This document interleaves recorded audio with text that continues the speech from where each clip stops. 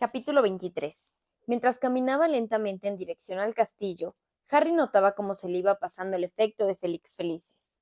La puerta de entrada había permanecido abierta para él, pero en el tercer piso encontró a Pips y tuvo que tomar un atajo para evitar que el poltergeist lo delatara. Cuando llegó ante el retrato de la señora gorda y se quitó la capa invisible, no le sorprendió que ella no se mostrara dispuesta a ayudarlo. ¿Qué horas son estas de llegar? Lo siento, tuve que salir a hacer un recado muy importante. Pues mira, la contraseña cambió a medianoche, así que tendrás que dormir en el pasillo. ¿Qué te parece? No lo diré en serio, ¿verdad? A santo de que ha cambiado la contraseña a medianoche. Pues es así, repuso la señora gorda. Si no te gusta, ve y cuéntaselo al director. Él es quien ha endurecido las medidas de seguridad. Fantástico, dijo Harry mirando el duro suelo del pasillo. Genial, de verdad. Y por supuesto quería contárselo a Dumbledore si estuviera en su oficina, porque él fue quien quería que yo... Está aquí, confirmó una voz detrás de él.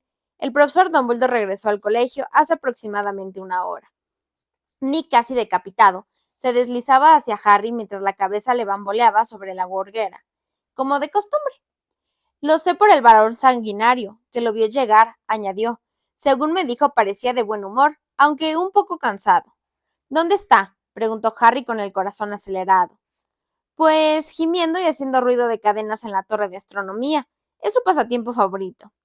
¿Dónde está Dumbledore? No el varón sanguinario. Ah, en su oficina. Por lo que dijo el varón, creo que tenía unos asuntos que atender antes de acostarse. Sí, ya lo creo, dijo Harry emocionado, ante la perspectiva de contarle al director que había conseguido el bendito recuerdo. Se dio la vuelta y salió a todo correr, ignorando a la señora gorda que le gritó: Vuelve, está bien, era mentira. Me he enojado que me despertaras. La contraseña sigue siendo lombriz intestinal. Pero Harry ya corría por el pasillo y pocos minutos más tarde decía: bombas de caramelo, ante la gárgola de Dumbledore, que se apartó y dejó que se montara en la escalera de caracol. Adelante, dijo el director cuando Harry llamó a la puerta. Su voz transmitía agotamiento. Harry entró en la oficina, que estaba igual que siempre, aunque con un cielo negro y salpicado de estrellas detrás de las ventanas. Caramba, Harry, se sorprendió Dumbledore. ¿A qué debo el honor de esta tardía visita? Lo tengo, señor. Tengo el recuerdo de Slughorn. Sacó la botellita de cristal y se la mostró al anciano profesor, que por un instante se quedó atónito, pero enseguida esbozó una sonrisa de oreja a oreja. ¡Qué gran noticia, Harry! Te felicito, muchacho. Sabía que lo lograrías. Y olvidándose de la hora que era, el director de Hogwarts bordeó su escritorio, tomó la botellita con la mano ilesa y fue derecho hacia el armario donde guardaba el pensadero. Por fin podremos verlo. Se regocijó mientras colgaba la vasija de piedra encima de su mesa y vaciaba en ella el contenido de la botella. Rápido, Harry. El muchacho, obediente, se inclinó sobre el pensadero y notó cómo los pies se le separaban del suelo. Una vez más se precipitó en la oscuridad y aterrizó en la oficina de Horace Slughorn, muchos años atrás. Allí estaba Slughorn, mucho más joven, con su tupido y brillante cabello rubio oscuro y bigote rojizo, sentado en el cómodo sillón de orejas, con los pies apoyados en un puff de terciopelo, y una copita de vino en una mano, mientras con la otra rebuscaba en una caja de piña confitada. Lo rodeaban media docena de adolescentes, también sentados, entre los cuales se hallaba Tom Riddle, en uno de los cuyos dedos relucía el anillo de oro con la piedra negra de Sorbolo. Dumbledore aterrizó junto a Harry en el preciso instante en el que Riddle preguntaba: ¿Es cierto que la profesora Meredith se retira, señor? Ay, Tom, aunque lo supiera, no podría decírtelo, contestó Slughorn, e hizo un gesto reprobatorio con el dedo índice, aunque al mismo tiempo le guiñó un ojo. Desde luego, me gustaría saber de dónde obtienes la información, chico. Estás más enterado que la mitad del profesorado, te lo aseguro. Riddle sonrió y los otros muchachos rieron y le lanzaron miradas de admiración. Claro, con tu asombrosa habilidad para saber cosas que no deberías de saber y con tus meticulosos halagos a la gente importante.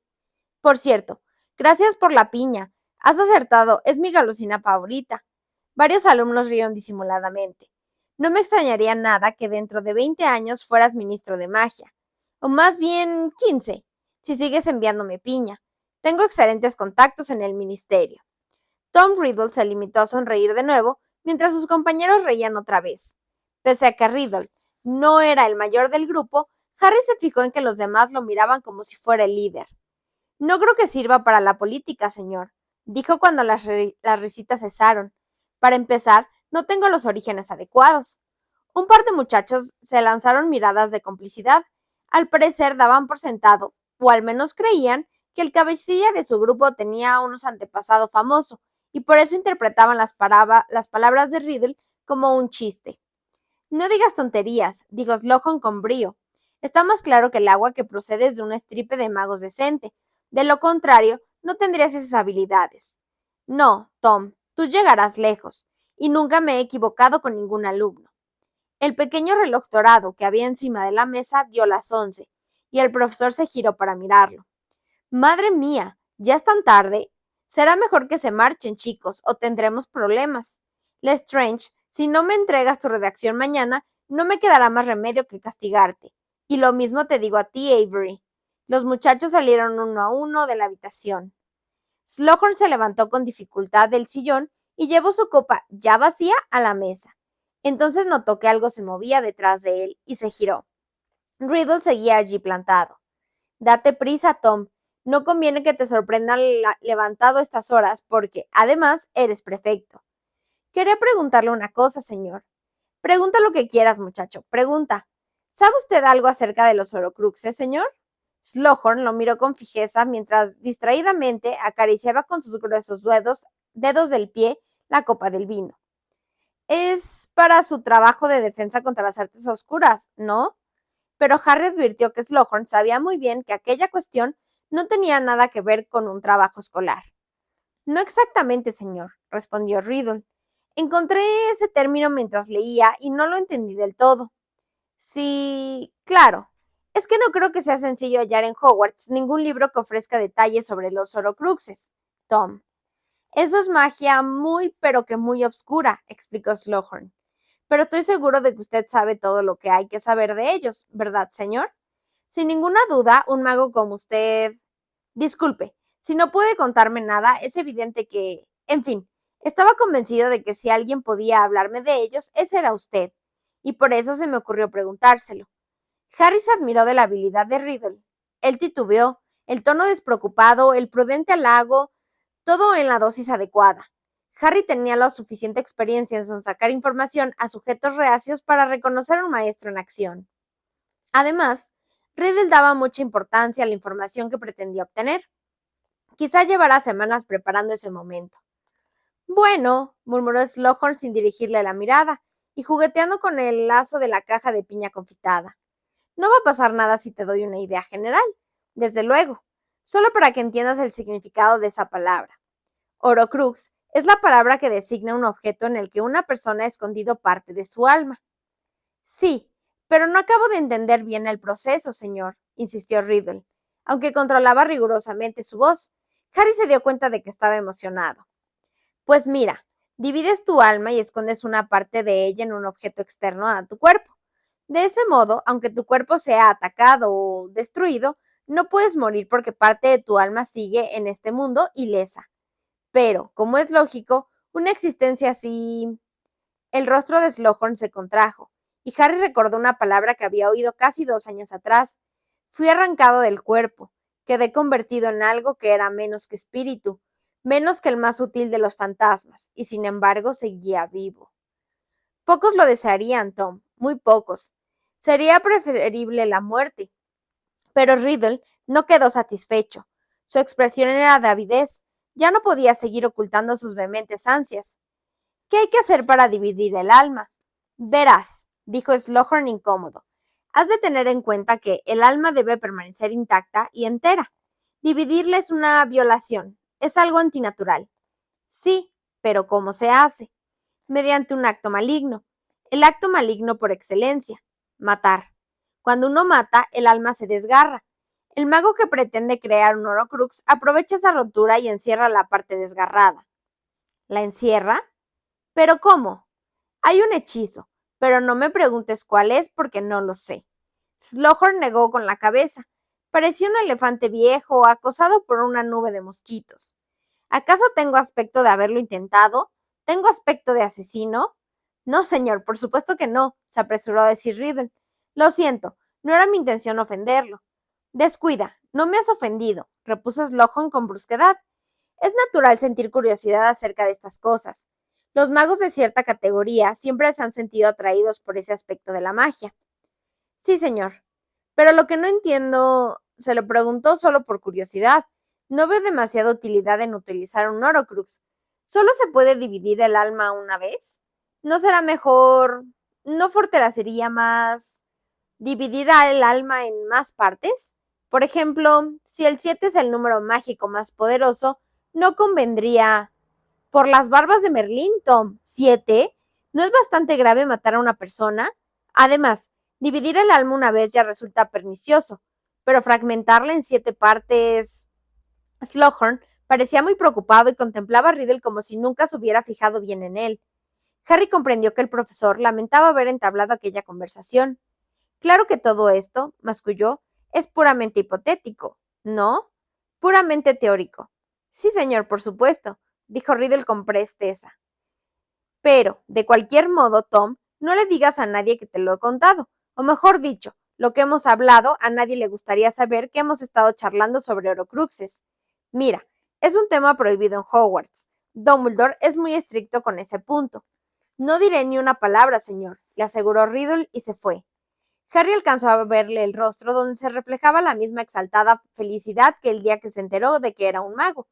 La clase de felicidad que no realzaba sus hermosas facciones, sino que, en cierto modo, las volvía menos humanas. Gracias, Harry, dijo Dumbledore con voz queda. Vámonos. Cuando Harry pisó de nuevo el suelo de la oficina del director, ya estaba sentado en su escritorio. Harry se sentó también y esperó a que Dumbledore hablara. Hacía mucho tiempo que esperaba conseguir ese testimonio, dijo el anciano profesor al fin, y me confirma la teoría que he estado trabajando. Me demuestra que tengo razón y que todavía queda un largo camino por recorrer.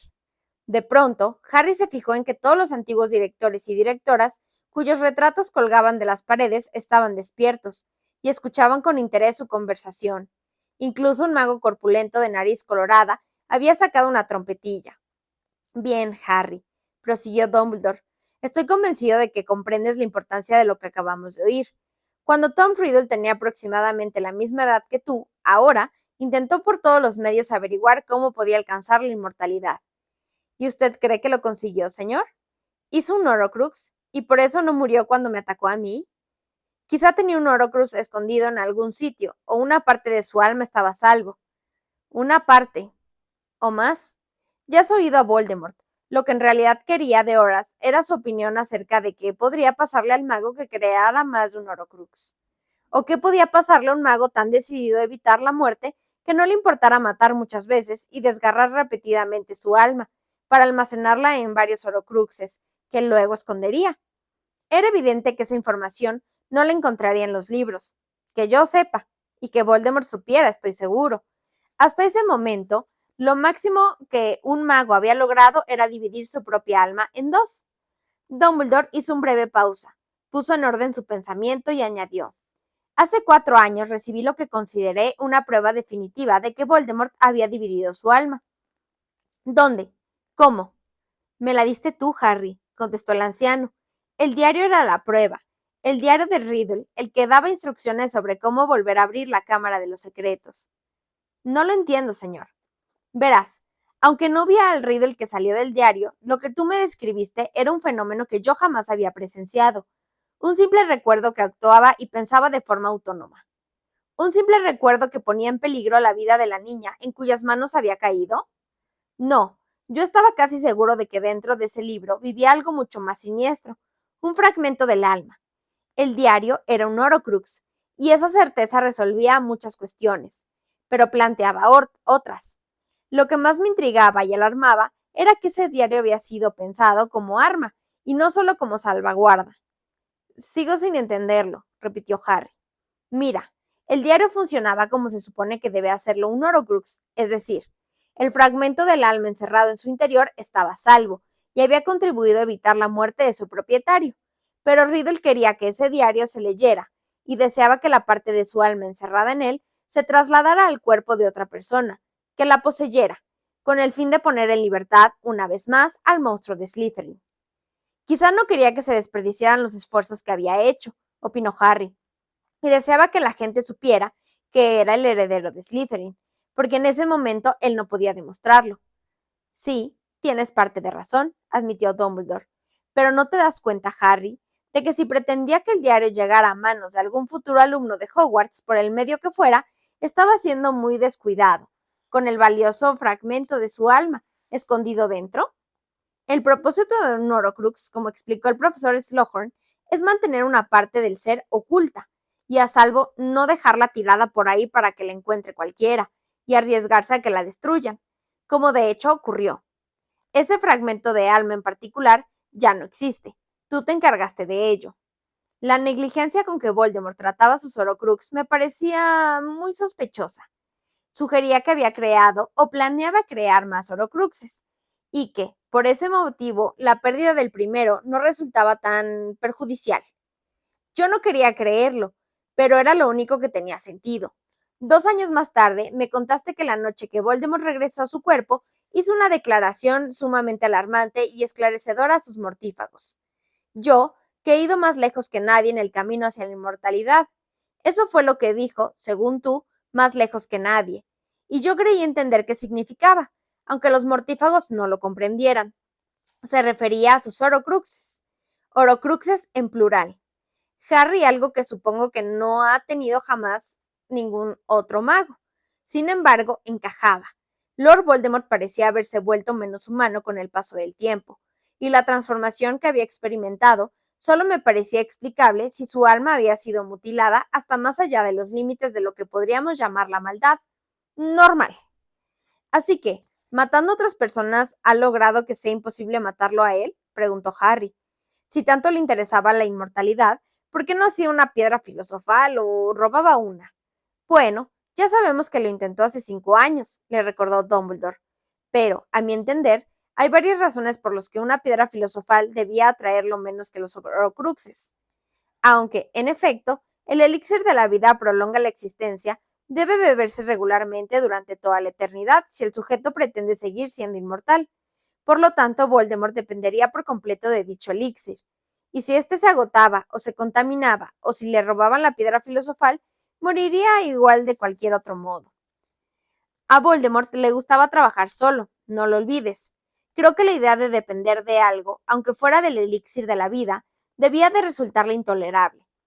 Naturalmente, estaba dispuesto a beberlo si de ese modo lograba salir de la espantosa pseudovida a la que quedó condenado después de atacarte a ti, pero solo con el propósito de recuperar su cuerpo.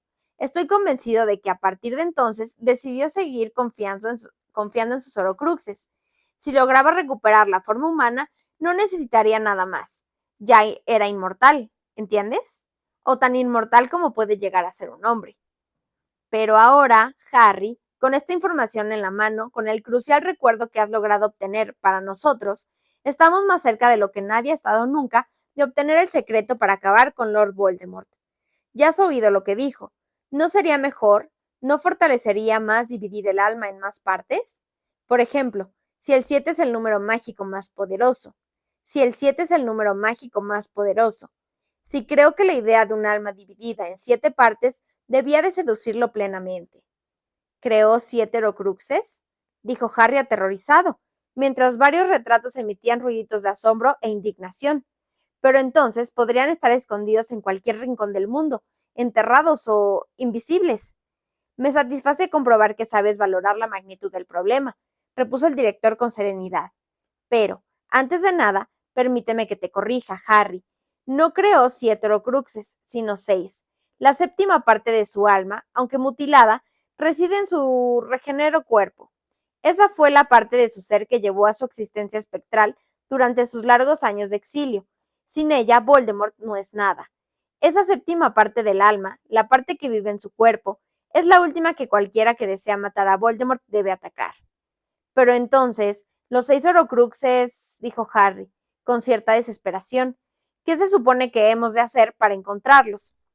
Olvidas que tú ya has destruido uno, y yo otro. ¿Ah, sí? Se extrañó Harry. Sí, así es, confirmó Dumbledore, y levantó la ennegrecida y chamuscada mano. El anillo, Harry. El anillo de Sorbolo, y también la terrible maldición que llevaba consigo. De no ser por mi prodigiosa destreza, perdona mi falta de modestia, y por la oportuna intervención del profesor Snape cuando regresé gravemente herido a Hogwarts, quizá no habría vivido para contarte la historia. Sin embargo, una mano atrofiada no parece un precio desorbitado para una séptima parte del alma de Voldemort. El anillo ya no es un Horcrux. Pero, ¿cómo lo encontró? Como ahora sabes, llevo muchos años dedicando a recabar información acerca del pasado de Voldemort. He viajado mucho y he visitado los lugares donde él estuvo. El anillo lo encontró oculto entre las ruinas de la casa de los Gaunt. Al parecer, tras conseguir encerrar una parte de su alma en el interior del anillo, ya no quiso llevarlo puesto. Así que lo escondió protegido mediante diversos y poderosos sortilegios, en la casucha donde había vivido sus antepasados, cuando a Morfin ya lo habían enviado a Azkaban, por supuesto. Y no se le ocurrió que un día yo me tomaría la molestia de visitar las ruinas, ni que me mantendría atento por si detectaba algún rastro de ocultación mágica. Sin embargo, no deberíamos echar las campanas al vuelo. Tú destruiste el diario y yo el anillo, pero si nuestra teoría del alma dividida en 7 partes es correcta, aún quedan 4 Horcruxes. ¿Y podrían ser cualquier cosa?, preguntó Harry. ¿Podrían ser latas viejas o, no sé, botellas de pociones vacías? ¿Estás pensando en los trasladores? Harry, estos son objetos normales y corrientes, fáciles de pasar por alto. Pero ¿utilizaría Lord Voldemort latas o botellas de poción viejas para guardar algo tan precioso como su alma? ¿Olvidas lo que te he mostrado? A Lord Voldemort le gustaba coleccionar trofeos y prefería los objetos que poseyeran una intensa historia mágica. Su orgullo, su fe en su propia superioridad, su voluntad de hacerse un hombre destacado en la historia de la magia. Todo eso me hace pensar que debió de elegir sus Horcruxes con cierto cuidado, decantándose por objetos dignos de semejante honor. El diario no era muy especial. El diario, como tú mismo lo has dicho, era una prueba de que Voldemort era el heredero de Slytherin. Estoy seguro de que él le atribuía una gran importancia.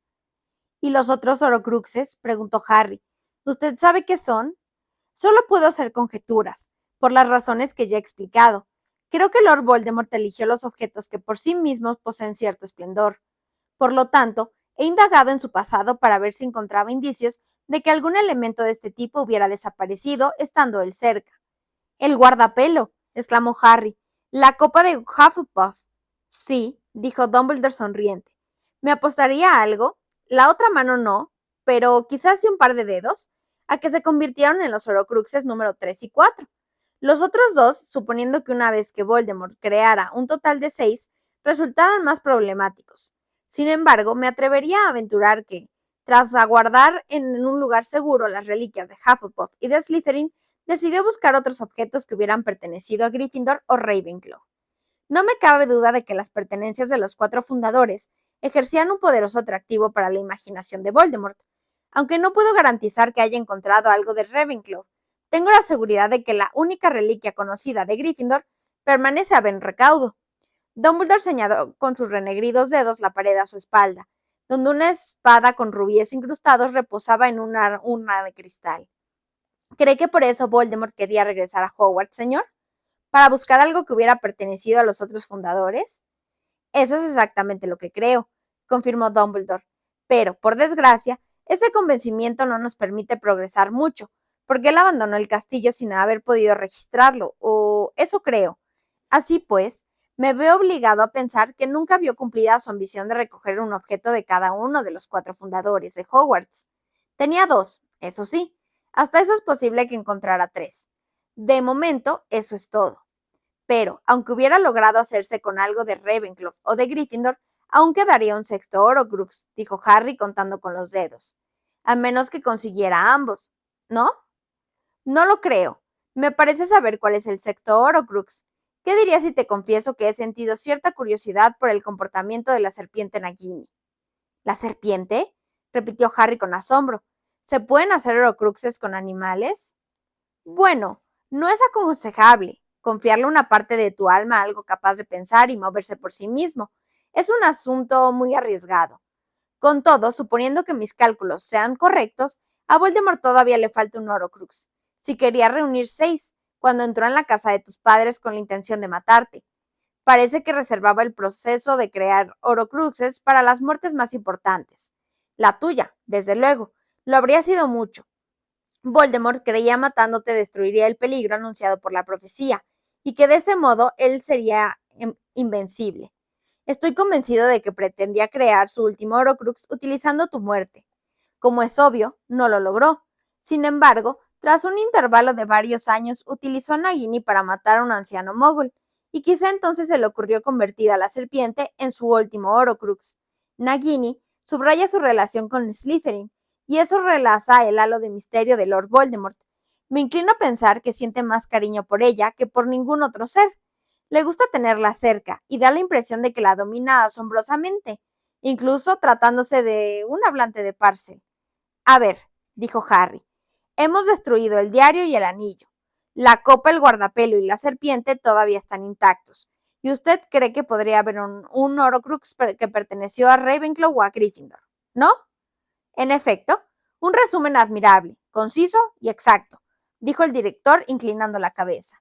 ¿Y sigue usted buscándolo, señor? ¿Por eso se ausenta del colegio? Correcto. Llevo mucho tiempo buscando, y es posible que esté a punto de encontrar otro. Hay indicios esperanzadores. ¿Y si lo encuentra? Saltó Harry. ¿Me dejará ir con usted y ayudarlo a que lo destruya? Sí, creo que sí, respondió el director mirándolo a los ojos. ¿Podré ir? Repitió el muchacho sin dar crédito a sus oídos. Sí, Harry, reafirmó Dumbledore con una sonrisa. Creo que te has ganado ese derecho. Harry sintió que se hinchaba de orgullo. Por una vez no adoptaban con él una actitud protectora ni le aconsejaban cautela, y eso resultaba muy reconfortante. Los directores y directoras que colgaban de las paredes no parecían tan impresionados por la decisión de Dumbledore. Algunos menearon la cabeza, y Phineas Neville soltó un resoplido de desaprobación. ¿Sabe Lord Voldemort cuando se destruye un Horcrux, señor? ¿Lo nota? Inquirió el muchacho sin hacer caso a los retratos.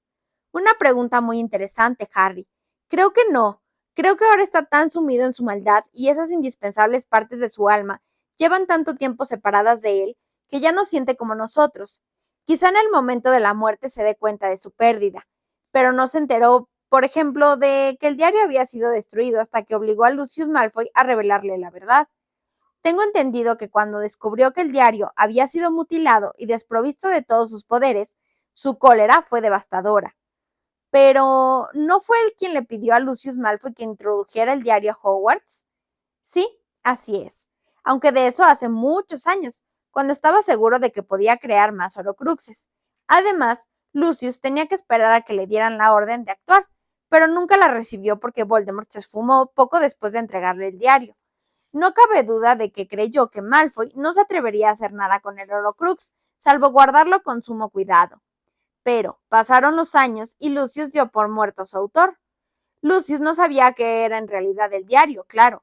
Me consta que Voldemort le había dicho que ese libro permitía que la Cámara de los Secretos volviera a abrirse, porque se le había hecho un astuto sortilegio. De haber sabido que tenía entre las manos una parte del alma de su amo, sin duda lo habría tratado con más respeto. Pero actuó por su cuenta y puso en práctica el antiguo plan en su propio beneficio, poniendo el diario en manos de la hija de Arthur Weasley. Pretendía desacreditar a este, hacer que me echaran de Hogwarts y librarse de un objeto altamente comprometedor, todo de una vez. Ay, pobre Lucius. Entre la furia de Voldemort al enterarse de que había utilizado el Horcrux para lograr sus propios fines, dando lugar a que se destruyera, y el fracaso en el ministerio el año pasado, no me sorprendería que ahora Lucius se alegrara de estar a salvo en Azkaban, aunque no lo reconozca. ¿Y si todos esos Horcruxes se destruyeran, se podría matar a Voldemort? Preguntó Harry tras un momento de reflexión. Sí, creo que sí. Sin sus Horcruxes, Voldemort sería un hombre mortal con el alma deteriorada y menoscabada. Pero no olvides que, aunque su alma esté dañada y no pueda recomponerse, su mente y sus poderes mágicos permanecen intactos. Harán falta un poder y una habilidad excepcionales para matar a un mago como él, incluso sin los Horcruxes. Pero yo no tengo un poder ni una habilidad excepcionales, arguyó Harry. Sí los tienes, replicó Dumbledore con firmeza. Tienes un poder que Voldemort nunca ha tenido. Tú puedes... Ya lo sé, saltó Harry impaciente. Yo puedo amar, y se contuvo de añadir, ¡qué gran ayuda! Exacto, Harry. Tú tienes el poder de amar, dijo Dumbledore, y dio la impresión de que sabía muy bien que había estado a punto de decir Harry. Y eso, teniendo en cuenta todo lo que te ha pasado, Es algo grandioso y extraordinario. Todavía eres demasiado joven para entender lo excepcional que eres. Entonces, cuando la profecía dice que yo tendré un poder que el señor Tenebroso no conoce, ¿se refiere solo al amor?, preguntó Harry un poco decepcionado. En efecto, solo al amor. Pero no olvides nunca que la predicción de la profecía solo tiene valor porque Voldemort se lo concedió. Ya te lo expliqué a finales de año pasado. Voldemort te señaló a ti como la persona que mayor peligro podía entrañar para él, y al hacerlo, te convirtió efectivamente en la persona que mayor peligro entrañaría para él. En realidad viene a ser lo mismo. No, no lo es, discrepó Dumbledore, y su tono empezaba a mostrar impaciencia. Señalando a Harry con su cabeza negra y marchita mano, añadió: Das demasiado valor a la profecía. Pero si, pero si usted me dijo que significa... Si Voldemort no hubiera oído hablar de la profecía, ¿se habría cumplido esta? ¿Habría significado algo? Claro que no. ¿Acaso crees que todas las profecías de la sala de la profecía se han cumplido? Pero, persistió Harry desconcertado. Pero el año pasado usted dijo que uno de nosotros tendría que matar al otro. Harry, te lo dije porque Voldemort cometió un grave error y dio por las buenas las palabras de la profesora Trelawney. Si él no hubiera matado a tu padre, ¿habría hecho surgir en ti un furioso deseo de venganza? Claro que no. Y si no hubiera obligado a tu madre a morir por ti, ¿te habría conferido una protección mágica que él no podría vencer? Pues claro que no. ¿Acaso no lo entiendes? El propio Voldemort creó a su peor enemigo, como hacen los tiranos. ¿Tienes idea de hasta qué punto estos temen a la gente que someten? Todos los opresores comprenden tarde o temprano que entre sus muchas víctimas habrá al menos una que algún día se alzará contra ellos y los enfrentará. Voldemort no es ninguna excepción. Él ya estaba alerta por si aparecía alguien capaz de desafiarlo. Oyó la profecía y decidió actuar, y como consecuencia de ello, no solo escogió a las personas con más posibilidad para acabar con él, sino que le entregó unas armas excepcionalmente mortíferas. Pero es fundamental que entiendas esto, insistió Dumbledore y se levantó para pasearse por la habitación, haciendo ondear su relumbrante túnica. Harry nunca lo había visto tan alterado. Al intentar matarte, el propio Voldemort señaló a la extraordinaria persona que está ante mí y le proporcionó las herramientas necesarias para realizar el trabajo. Él tiene la culpa de que tú pudieras adivinar sus pensamientos, sus ambiciones, e incluso de que entiendas el lenguaje de las serpientes que él emplea para transmitir órdenes. Y sin embargo, Harry, pese a tu privilegiada comprensión del mundo de Voldemort, un don por el que cualquier mortífago mataría, nunca te has seducido a las artes obscuras. Nunca. Ni siquiera por un segundo has mostrado el menor deseo de unirte a los seguidores de Voldemort. Por supuesto que no. Él mató a mis padres, lo que significa que te protege tu capacidad de amar, concluyó Dumbledore elevando la voz. Esa es la única protección efectiva contra unas ansias de poder como las de Voldemort. A pesar de todas las tentaciones que has resistido y del sufrimiento que has soportado, tu corazón sigue puro, tan puro como cuando tenías 11 años y te miraste en un espejo que reflejó los deseos de ese corazón tuyo. El espejo te mostró el modo de desbaratar los planes de Voldemort, pero no te tentó con la inmortalidad ni las riquezas. ¿Te das cuenta, Harry, de que muy pocos magos habrían podido ver lo que tú viste en ese espejo? Voldemort debió haber comprendido entonces a qué se enfrentaba, pero no lo hizo. Ahora sí sabe qué clase de adversario eres. Tú te asomaste a su mente sin sufrir daño alguno, pero él no puede poseerte sin padecer una agonía mortal, como descubrió en el ministerio. Pero sigue sin entender por qué. Tenía tanta prisa por cercenar su propia alma que no se detuvo a valorar el incomparable poder de un alma íntegra e intachable. Pero, señor, dijo Harry y se esforzó en no parecer discutidor. Al fin y al cabo da lo mismo, ¿no? Tengo que intentar matarlo o... ¿Que tienes que intentarlo? Lo interrumpió el director. Claro que sí, pero no por la profecía, sino porque sabes que no descansarás hasta que lo hayas intentado. Ambos lo sabemos. Imagínate, aunque solo sea un momento que nunca hubieras oído la profecía. ¿Cómo juzgarías a Voldemort? Piensa. Harry se quedó mirando a Dumbledore, que no cesaba de pasearse delante de él, y reflexionó. Pensó que su madre en su padre y en Sirius. Pensó en Cedric Diggory. Pensó en todos los horrores cometidos por Voldemort y sintió como si una llama le ardiera dentro del pecho y le abrazara la garganta. Querría verlo muerto, murmuró, y querría matarlo yo. Pues claro, exclamó Dumbledore, ¿lo ves? La profecía no significa que tú tengas que hacer nada. pero la profecía provocó que Lord Voldemort te señalara como su igual. Dicho de otro modo, tú tienes la libertad para elegir tu camino. Eres libre para rechazar la profecía. En cambio, Voldemort sigue otorgándote un gran valor. Él seguiría persiguiéndote, y eso garantizaría que uno de nosotros acabará matando al otro, dijo Harry, y por fin comprendió lo que Dumbledore intentaba explicarle. La diferencia entre dejarse arrastrar al ruedo para librar una lucha a muerte o salir al ruedo con la cabeza en alto. Algunos dirían, quizá, que los dos caminos no eran tan distintos, pero Dumbledore sabía.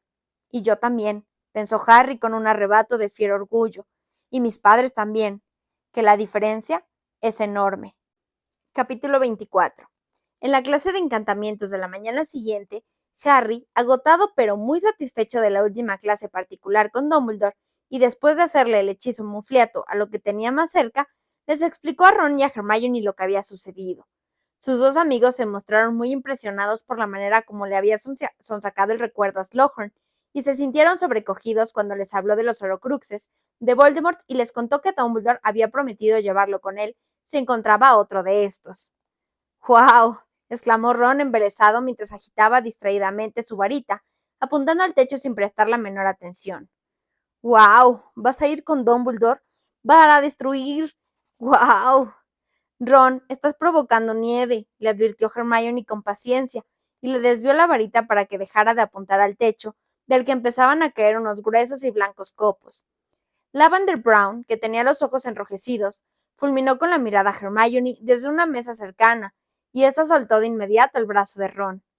¡Oh, vaya! Se asombró el muchacho y se miró los hombros. Lo siento, ahora parece que todos tenemos una caspa horrible. Sacudió la nieve falsa que Hermione tenía en el hombro y Lavender rompió a llorar. Ron puso cara de sentirse tremendamente culpable y le dio la espalda. Es que anoche terminamos cuando me vio salir del dormitorio con Hermione, le explicó a Harry por lo bajo. Como a ti no podía verte porque llevabas puesta la capa, creyó que habíamos estado solos. Bueno, pero no te importa que se haya acabado, ¿no? No, admitió Ron. Fue muy desagradable cuando se puso a gritarme, pero al menos no tuve que cortar yo. Cobarde, dijo Hermione, aunque daba la impresión de que aquella historia le resultaba graciosa. En general, Ginny y Dean también han cortado, Harry. A él le pareció que Hermione lo miraba con suspicacia, pero era imposible que ella supiera que de pronto sus entrañas se habían puesto a bailar la conga, esforzándose por no cambiar la expresión y por hablar con un tono lo más indiferente posible, preguntó: ¿qué ha pasado? Pues mira, ha sido por una tontería. Ginny le dijo que estaba harta de que siempre la ayudara a pasar por el hueco del retrato, como si no pudiera hacerlo ella sola. Pero la verdad es que hacía tiempo que no les iba bien las cosas. Harry miró a Dean en el otro extremo del aula y comprobó que no parecía nada contento. Esto te plantea un pequeño dilema, ¿verdad? Dijo Hermione. ¿Qué quieres decir? Se apresuró a replicar Harry. El equipo de Quidditch, aclaró Hermione. Si Ginny y Dean no se hablan... Ah, sí, claro. Ahí viene Flitwick, les previno Ron. El menudísimo maestro de encantamientos se dirigía balbuceándose hacia ellos, y Hermione era la única que había logrado convertir el vinagre en vino. Su frasco de cristal estaba lleno de un líquido rojo oscuro, mientras que los frascos de Harry y Ron todavía presentaban un contenido marrón fangoso. A ver, chicos, los regañó el profesor con su voz de pito. Menos charla y más acción. Por favor, déjenme ver cómo lo intentan. Los dos muchachos alzaron sus varitas, concentrándose al máximo, y apuntaron a sus frascos. El vinagre de Harry se convirtió en hielo, y el frasco de Ron explotó. Muy bien, sigan practicando, pero en su tiempo libre, dijo Flitwick mientras salía de debajo de la mesa y se quitaba el fragmento de cristal del sombrero. Después de la clase de encantamientos, los tres amigos tenían una de esas escasas horas libres en que coincidían y se dirigieron a la sala común. A Ron se le veía de muy buen humor después de haber cortado con Lavender, y Hermione también parecía contenta, aunque cuando le preguntaron por qué estaba tan sonriente, se limitó a contestar: no sé, porque es un día muy bonito. Ninguno de los dos había advertido que en la mente de Harry se estaba librando una cruel batalla. Es la hermana de Ron, pero le ha dado calabazas a Dean. Sigue siendo la hermana de Ron. Soy su mejor amigo. Eso solo empeorará las cosas. Si antes de hacer nada hablara con él, te pegaría un puñetazo, Y si eso no me importa, es tu mejor amigo. Harry casi ni se dio cuenta de que entraban en la soleada sala común por el hueco del retrato, y apenas se fijó en el reducido grupo de alumnos de séptimo año que había allí hasta que Hermione gritó: Katie, has vuelto. ¿Ya te encuentras bien? Harry, sorprendido, se quedó mirándola de hito en hito. Sí, era Katie Bell, con un aspecto de lo más saludable y rodeada de sus amigas radiantes de alegría. Sí, muy bien, contestó ella muy contenta. El lunes me dejaron salir de San Mungo. Pasé un par de días en casa con mis padres y esta mañana volví al colegio. Lian me estaba contando lo de McLaggen y el último partido, Harry. Sí, dijo él. Bueno, ahora que has vuelto y Ron ya está recuperado, tenemos posibilidades de machacar a Ravenclaw, y eso significa que todavía podemos luchar por la copa. Oye, Katie, necesitaba formularle esa pregunta de inmediato. Sentía tanta curiosidad que hasta Ginny desapareció por unos instantes de su mente. Bajó la voz mientras las amigas de Katie empezaban a recoger sus cosas, porque llegaban tarde a la clase de transformaciones. ¿Aquel collar? ¿Te acuerdas ya de quién te lo dio? No, respondió Katie, negando con la cabeza apesumbrada. Todo el mundo me lo ha preguntado, pero no tengo ni idea. Lo último que recuerdo es que entré en el baño de las mujeres de las 3 escobas. Entonces, ¿estás segura de que entraste en el baño? Preguntó Hermione. Bueno, al menos abrí la puerta. Supongo que quien quiera que me haya echado la maldición Imperius estaba esperando dentro. No recuerdo nada de lo sucedido después, hasta que recobré la conciencia en San Mungo hace 2 semanas. Perdónenme, pero tengo que irme. No me extrañaría nada que McGonagall me castigara con tareas extras, aunque este sea el día de mi vuelta al colegio. Recogió la mochila y los libros y siguió a sus amigas. Harry, Ron y Hermione se sentaron a una mesa junto a una ventana y cavilaron sobre lo que Katie les había contado. Debió de ser una niña o una mujer, rezonó Hermione. De lo contrario, no habría podido esperarla en el baño de mujeres. O alguien que parecía una niña o una mujer, observó Harry. No olviden que en Hogwarts había un caldero lleno de poción multijugos. Ya sabemos que robaron un poco. Se imaginó a varias parejas de Crabs y Goyle transformados en chicas, cantoneándose como si desfilaran por una pasarela. Me parece que beberé otro trago de Felix Felicis, anunció, e iré a probar fortuna en la sala de menesteres. Eso sería malgastar la poción, opinó Hermione dejando el silabario del hechicero, que acababa de sacar de la mochila. La suerte no soluciona todo, Harry. El caso de Slughorn era diferente. Tú ya tenías la capacidad para convencerlo y solo necesitabas amañar un poco las circunstancias. Pero la suerte no te servirá para romper un poderoso sortilegio, y en cambio necesitarás toda la que puedas obtener si Dumbledore te llevará con él, añadió con un susurro. Así pues, no malgastes el resto de esa poción. ¿No podríamos preparar un poco más?, le preguntó Ron a Harry. Sería genial tener una reserva de Felix Felicis. ¿Por qué no miras en el libro? Harry sacó de la mochila su elaboración de pociones avanzadas y buscó Felix Felicis. Caray, es complicadísimo, dijo recorriendo con la mirada la lista de ingredientes, y tarda 6 meses en obtenerse porque hay que dejarlo reposar. Típico, comentó Ron. Harry se disponía a guardar el libro cuando se fijó en una página que tenía un extremo doblado.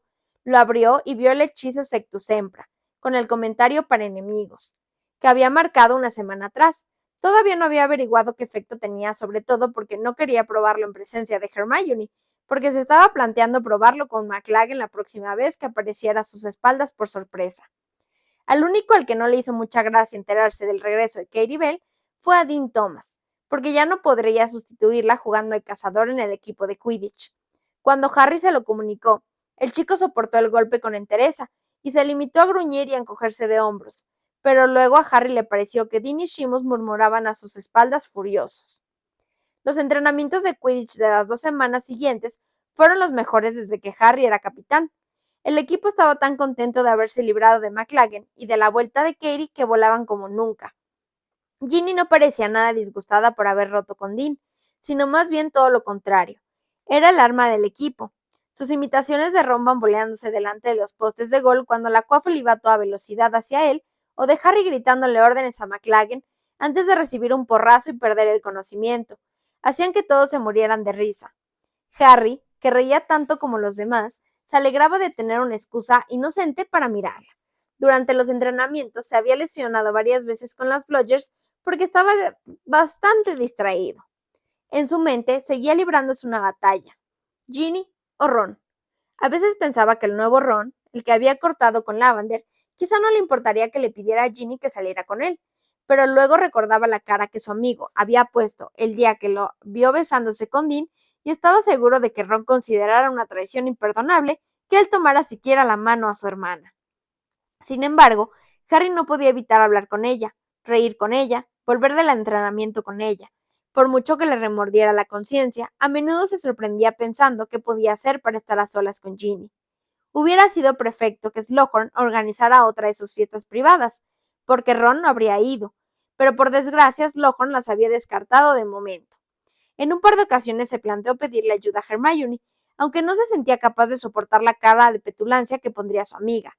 Ya le había parecido detectarla a veces cuando le sorprendía mirando a Ginny o riéndose con sus chistes, y para complicarlo todo aún más, temía que alguien se le adelantara y le pidiera a Ginny que saliera con él. Al menos Ron y él estaban de acuerdo en que ella tenía demasiado éxito.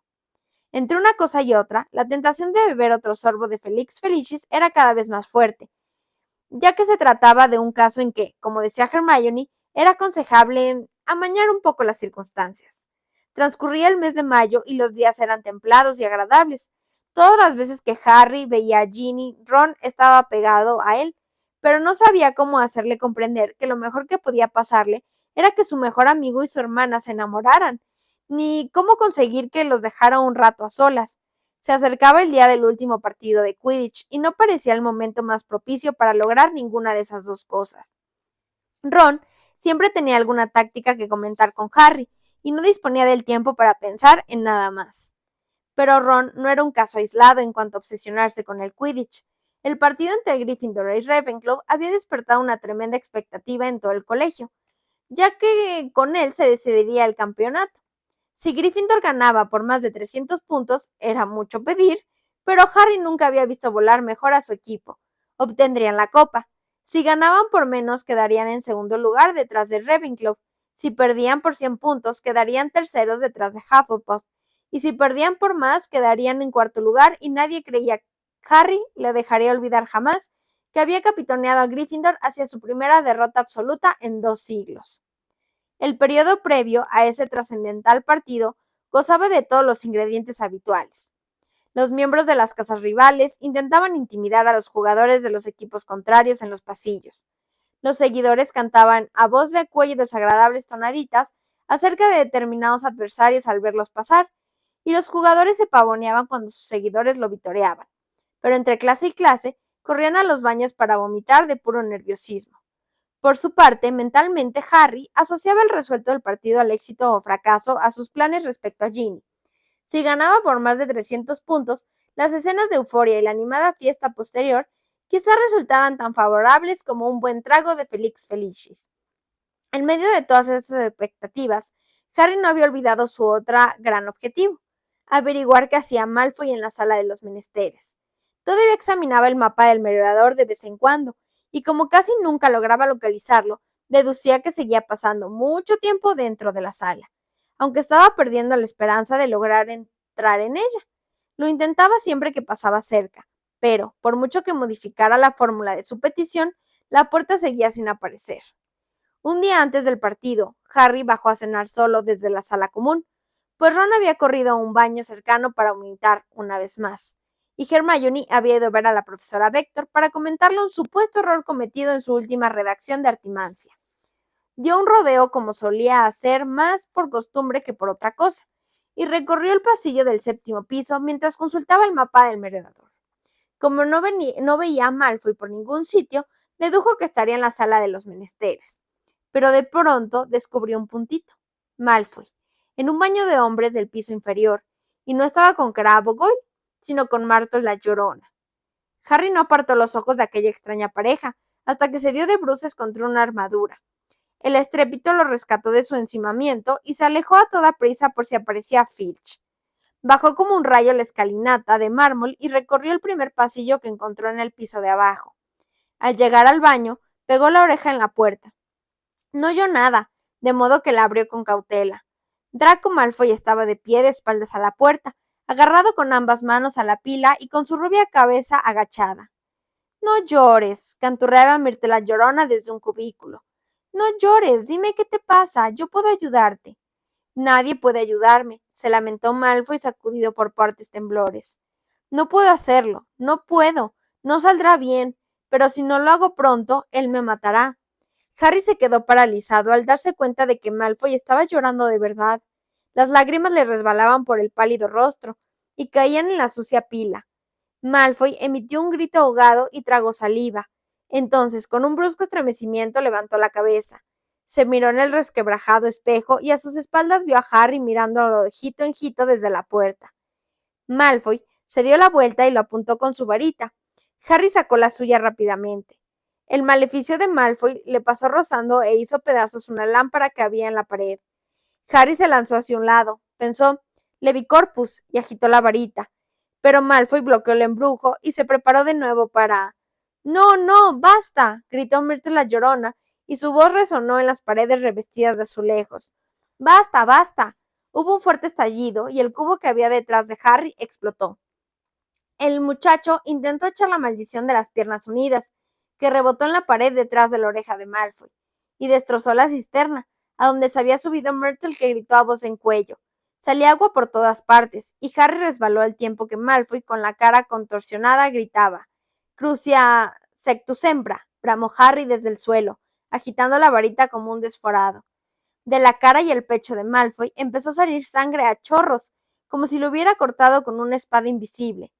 El chico dio unos pasos hacia atrás, se tambaleó y se desplomó en el encarchado suelo con un fuerte chapoteo.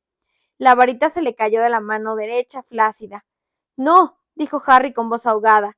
Resbalando y tambaleándose también, se puso en pie y se lanzó hacia Malfoy, que tenía la cara roja y con las manos se palpeaba el pecho, empapado de sangre. No, yo no. Harry no lo entendió y se arrodilló a su lado. Malfoy temblaba de forma descontrolada en medio de un charco de sangre. Myrtle soltó un aullido ensordecedor. Asesinato, asesinato en el baño, asesinato. La puerta se abrió de golpe detrás de Harry, que volvió la cabeza aterrado. Snape, blanco como la cera, irrumpió en el baño. Apartando bruscamente a Harry, se arrodilló y se inclinó sobre Malfoy. Sacó su varita y la agitó por encima de la profunda herida que había causado la maldición de Harry, murmurando un conjuro que casi parecía una canción. La hemorragia se redujo al momento. Snape le limpió la sangre de la cara y repitió el hechizo. Las heridas empezaron a cerrarse.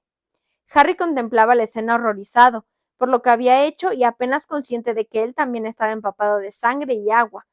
Myrtle no paraba de sollozar y gemir. Cuando Snape hubo realizado su contramaldición por tercera vez, incorporó a Malfoy hasta sentarlo. Tengo que llevarte a la enfermería. Quizá te queden cicatrices, pero si tomas dictamo inmediatamente, tal vez te libres de eso. Vamos.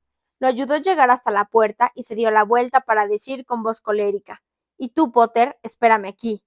A Harry ni se le pasó por la cabeza desobedecer al profesor.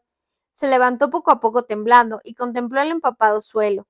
Había manchas de sangre que flotaban como flores rojas en los charcos. Ni siquiera tuvo valor para pedirle a Myrtle la Llorona que se callara, mientras ella seguía regodeándose con sus gemidos y sollozos. Snape regresó 10 minutos más tarde. Entró en el baño y cerró la puerta. Vete, le ordenó a Myrtle. La niña se zambulló al punto en el inodoro, dejando tras de sí un tenso silencio. No lo he hecho a propósito, se excusó Harry enseguida. Su voz resonó en el frío y húmedo lavabo. No sabía qué efecto tenía ese hechizo. Pero el profesor no estaba para oír disculpas. Ya veo que te subestimaba, Potter, dijo con calma. ¿Quién hubiera imaginado que conocía semejante magia oscura? ¿Quién te ha enseñado ese hechizo? Lo leí en un sitio. ¿Dónde? En... en un libro de biblioteca. No recuerdo cómo se tituló. Mentiroso, le espetó Snape. A Harry se le secó la garganta. Sabía que iba a ser Snape y nunca había sido capaz de impedirlo. El baño empezó a titilar ante sus ojos. Se esforzó al máximo para dejar su mente en blanco, pero pese al empeño el ejemplar de elaboración de pociones avanzadas del príncipe mestizo seguía flotando en ella. De pronto se encontró de nuevo plantado ante Snape en medio del destrozado y enajenado baño.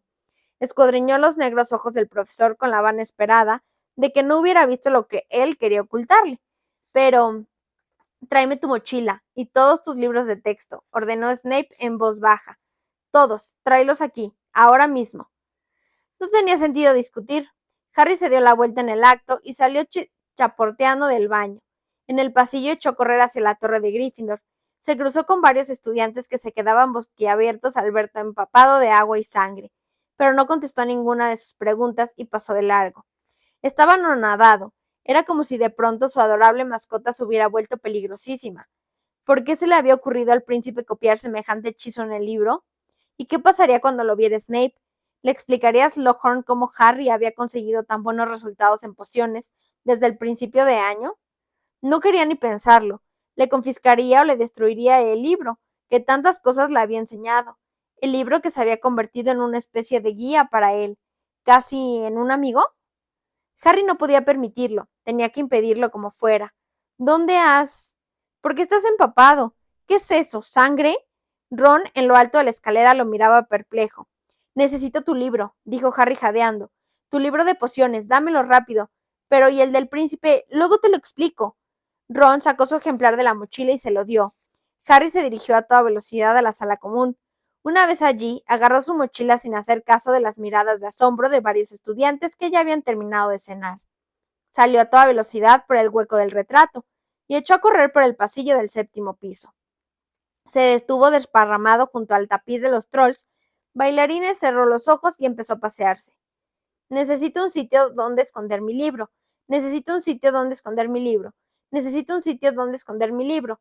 Pasó 3 veces por delante del tramo de pared lisa, y cuando abrió los ojos, ahí estaba, por fin, la puerta de la sala de los menesteres.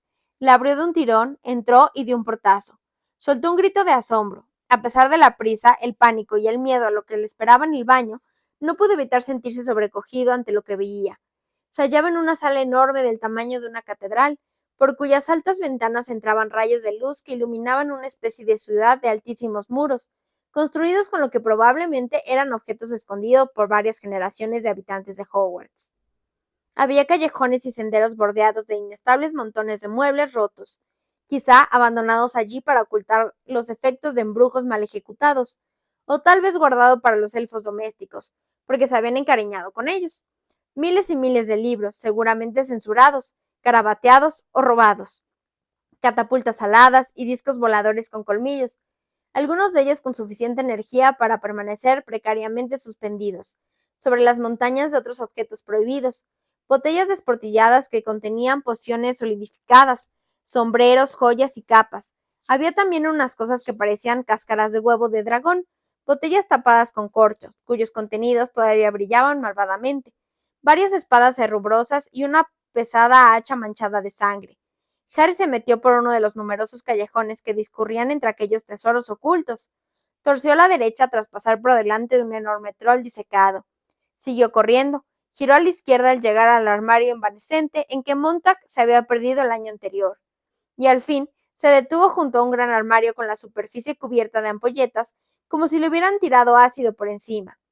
Abrió una de sus chirriantes puertas y vio que ya lo había utilizado antes para esconder una jaula, donde todavía había una criatura muerta hacía mucho tiempo, cuyo esqueleto tenía 5 patas.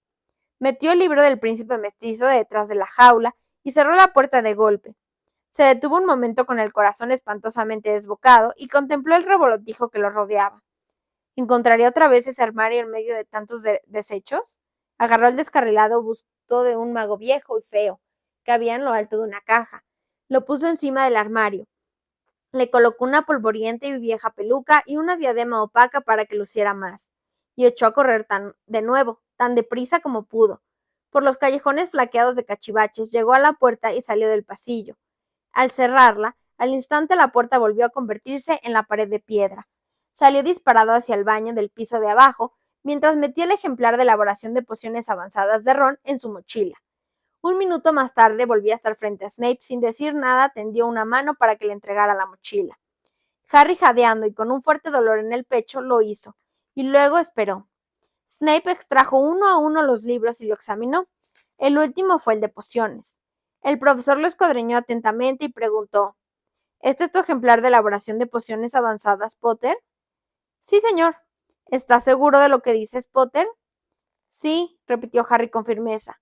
¿Este es el ejemplar que compraste en Flourish Bots? Sí, confirmó Harry sin titubear. Entonces, ¿Por qué lleva el nombre Ronnie Weasley escrito en la portada? A Harry le dio un vuelco el corazón. Es mi apodo, mintió. ¿Tu apodo? Sí, así me llaman mis amigos, explicó el muchacho. Sé muy bien que es un apodo, replicó Snape. Sus glaciales ojos negros volvían a estar clavados en los de Harry, que intentó no mirarlos. Cierra tu mente, pero nunca había aprendido a hacerlo. ¿Sabes qué pienso, Potter? Dijo Snape sin alterarse. Pienso que eres un mentiroso y un tramposo, y que mereces que te castigue todos los sábados hasta que termine el año. ¿Qué opinas?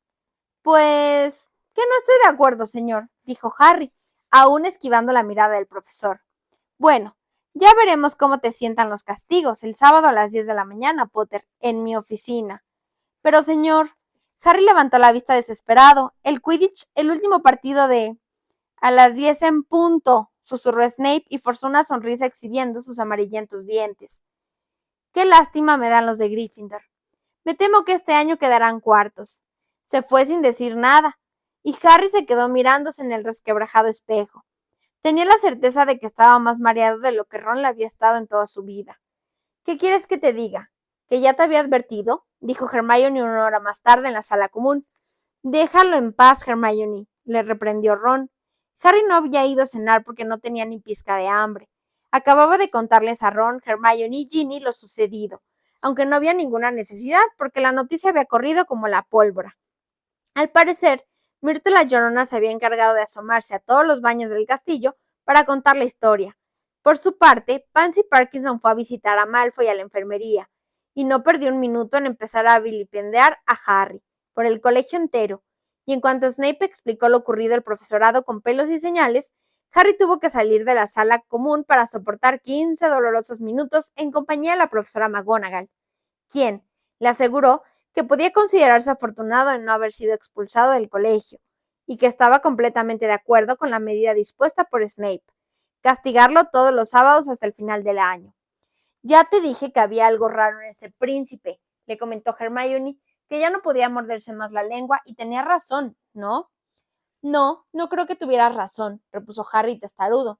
Ya lo estaba pasando bastante mal y solo faltaba que Hermione le leyera la cartilla. El peor castigo fueron las caras del equipo de Gryffindor, cuando les informó de que no podía jugar el sábado.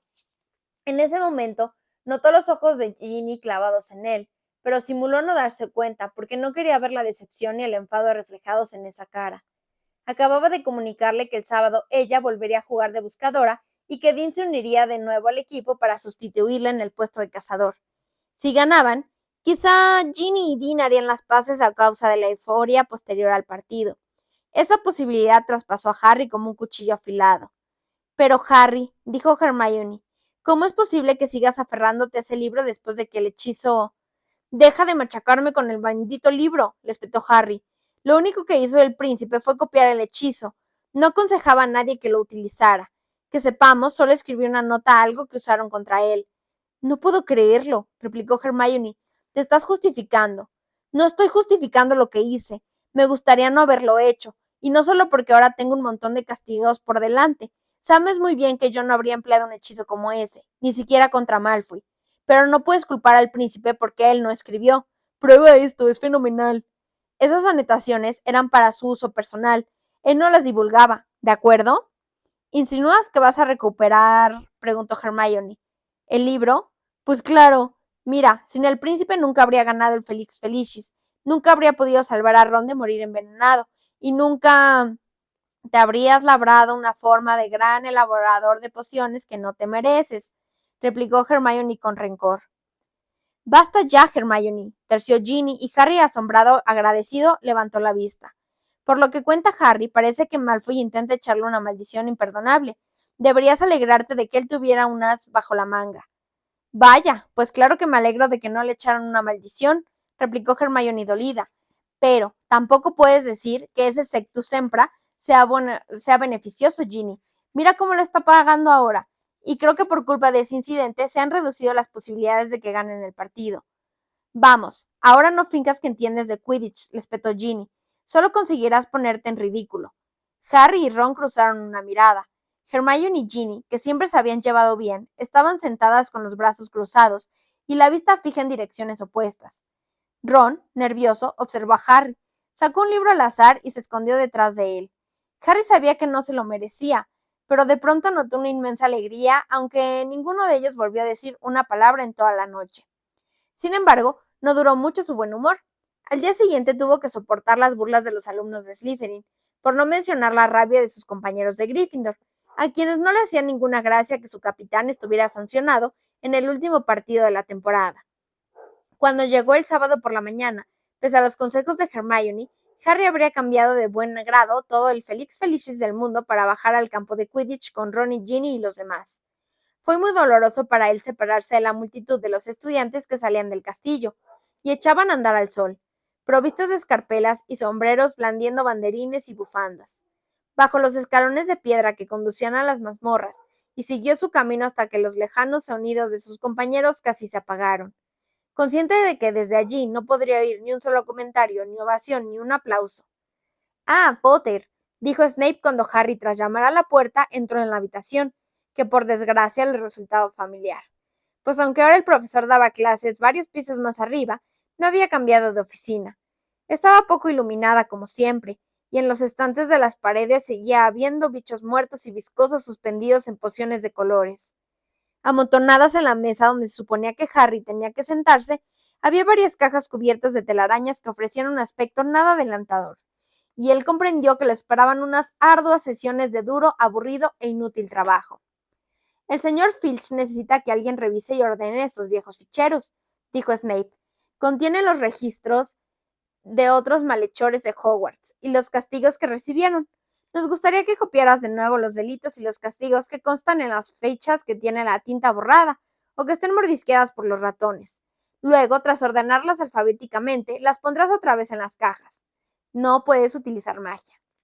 «De acuerdo, profesor», dijo Harry imprimiendo el mayor desprecio en las 3 últimas palabras. «He pensado», continuó Snape con una malvada sonrisa, «que podrías empezar por las cajas 1012 a 1056. En ellas encontrarás algunos nombres conocidos, lo cual añadirá cierto interés en la tarea. Aquí, ¿lo ves?». Sacó una ficha de la caja más alta del montón con un ampuloso gesto de la mano y leyó: «James Potter y Sirius Black, sorprendidos utilizando un maleficio ilegal contra Bertan Aubrey, resultando agrandamiento de la cabeza de Aubrey, castigo doble». Snape miró con desdén al muchacho y añadió: «Debe de ser un gran consuelo pensar que, aunque nos hayan dejado, conservamos un registro de sus grandes logros». Harry notó aquella sensación de cólera que tantas veces había tenido que soportar. Se mordió la lengua para no contestar. Se sentó delante de las cajas y se acercó una. Como suponía, aquel era un trabajo inútil y aburrido, salpicado, pues Snape lo había planeado así, con frecuentes punzadas de dolor cada vez que leía el nombre de su padre o el de Sirius, que muy a menudo aparecían juntos en diversas travesuras, y en algunas ocasiones lo acompañaban los nombres de Remus, Lupin y Peter Pettigrew. Y mientras copiaban las diversas faltas y castigos de todos ellos, se preguntaban qué estaría pasando fuera, puesto que el partido debía de haber empezado. Ginny iba a jugar como buscadora contra Cho. Harry no cesaba de lanzar miradas al enorme reloj que hacía tic-tac en la pared. Tenía la impresión de que avanzaba mucho más despacio que un reloj normal. Quizás Snape lo había embrujado para que el castigo resultara aún más insoportable, ya que no era posible que solo llevara allí media hora, una hora, 1 hora y media. Cuando el reloj marcaba las 12:30, a Harry empezó a crujirle el estómago. A la 1:10, Snape, que no había abierto la boca desde que Harry iniciara su tarea, levantó la vista y le dijo con frialdad: «Creo que por hoy fue suficiente. Marca el lugar donde lo has dejado. Seguirás el sábado que viene, a las 10 en punto». «Sí, señor». Harry metió una ficha doblada en la caja y salió a toda prisa de la oficina antes de que Snape se lo pensara mejor. Subió disparado los escalones de piedra, aguzando el oído para oír el alboroto proveniente del estadio, pero no oyó nada, y eso quería decir que el partido había terminado. Vaciló un momento ante el abarrotado gran comedor, y luego subió a grandes zancadas por la escalinata de mármol. Tanto si Gryffindor había ganado como si había perdido, el equipo solía celebrarlo o lamentarse en la sala común. «Cuidadís», pronunció titubeante ante la señora Gorda, preguntándose qué encontraría en el interior. La señora Gorda replicó con expresión insondable: «Ya lo verás», y se apartó para dejarlo pasar. Un rugido de júbilo se escapó por el hueco del retrato. Harry miró boquiabierto mientras sus compañeros al verlo se ponían a gritar. Varias manos tiraron de él hacia el interior de la sala. «¡Hemos ganado!», bramó Ron, que se le acercó dando brincos y enarbolando la copa de plata. «¡Hemos ganado! 450 a 140. ¡Hemos ganado!». Harry miró alrededor y Ginny corría hacia él con la expresión radiante y decidida, y al llegar a su lado le rodeó el cuello con los brazos, y sin pensarlo, sin planearlo, sin preocuparle que hubiera 50 personas observándolo, Harry la besó. Tras unos momentos que se hicieron larguísimos, quizá media hora o quizá varios días de fulgurante sol, Harry y Ginny se separaron. La sala común se había quedado en silencio. Entonces varios silbaron y muchos soltaron risitas nerviosas. Harry miró por encima de la coronilla de Ginny y vio a Dean Thomas con un vaso roto en la mano y a Romilda Vane con gesto de escupir algo. Hermione estaba radiante de alegría, pero a quien Harry buscaba con la mirada era a Ron. Al fin lo encontró. Estaba muy quieto con la copa en las manos, como si acabaran de golpearlo en la cabeza con un bate. Los dos amigos se miraron una fracción de segundo y entonces Ron hizo un rápido movimiento con la cabeza, cuyo significado Harry entendió de inmediato. Si no hay más remedio. La fiera que albergaba en su pecho rugió triunfante. Harry miró a Ginny sonriente y sin decir nada señaló el hueco del retrato. Le pareció que lo más indicado era dar un largo paseo por los jardines, durante el cual, si les quedaba tiempo, podrían hablar del partido.